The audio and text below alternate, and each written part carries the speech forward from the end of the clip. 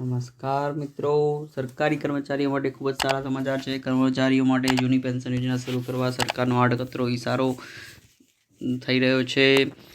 વિગતે જોઈએ તો શિક્ષણ મંત્રી દ્વારા હમણાં જે એક સાબરકાંઠામાં એક સંમેલન હતું, શિક્ષક સંમેલન, એની અંદર એમણે જ કીધેલું કે ભાઈ કેન્દ્ર સરકારે અયોધ્યામાં રામ મંદિરનું નિર્માણ કરાવ્યું, તેમ લાખો કર્મચારીઓના હિતમાં ભાજપની સરકાર જૂની પ્રણાલીને જાગૃત કરશે, તેમાં કોઈ ચિંતા કરવા જેવું નથી. લોકસભાની ચૂંટણી આવી રહી હોવાનો ઉલ્લેખ કરીને તેમણે આ પ્રકારનું નિવેદન આપતા શિક્ષકોને આશ્ચર્ય થયું છે.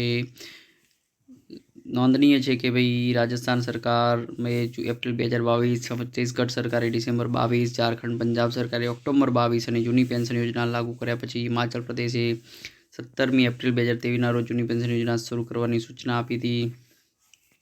દેશના અન્ય રાજ્યોમાં આ સ્કીમ ફરી શરૂ થતાં ગુજરાતમાં પણ કર્મચારીઓની જૂની પેન્શન યોજના ફરી ચાલુ કરવાની માંગણી સાથે અંતરે આંદોલન કરી રહ્યા છે.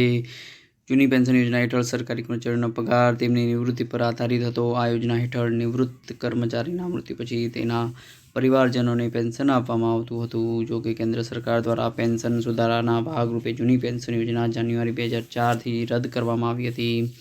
મહત્વનું છે કે જૂની પેન્શન સ્કીમમાં કર્મચારીના પગારમાંથી કોઈ રૂપિયા કાપવામાં આવતા ન હતા, પરંતુ નવી સ્કીમમાં 10% કાપવામાં આવે છે. એટલું જ નહીં, નવી સ્કીમમાં GPFની સુવિધા પણ નથી. આ ખૂબ જ સારા સમાચાર સરકારી કર્મચારીઓ માટે છે. મોદી સરકાર જ રામ મંદિરની જેમ જૂની પેન્શન વ્યવસ્થા લાગુ કરશે.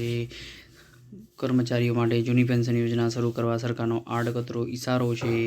ગુજરાતમાં જૂની પેન્શન યોજના ચાલુ કરવાની માંગણી સાથે વિવિધ કર્મચારી મંડળોની માંગણી વચ્ચે રાજ્ય સરકારે હકારાત્મક નિર્ણય લેવાનો ઇશારો કર્યો છે. શિક્ષણ મંત્રીએ એક સમારંભમાં એવો વાયદો કર્યો હતો કે માત્ર શિક્ષકો જ નહીં, સરકારના 6 વિભાગોના કર્મચારીઓના હિતમાં કેન્દ્ર સરકાર દ્વારા નિર્ણય લેવાશે.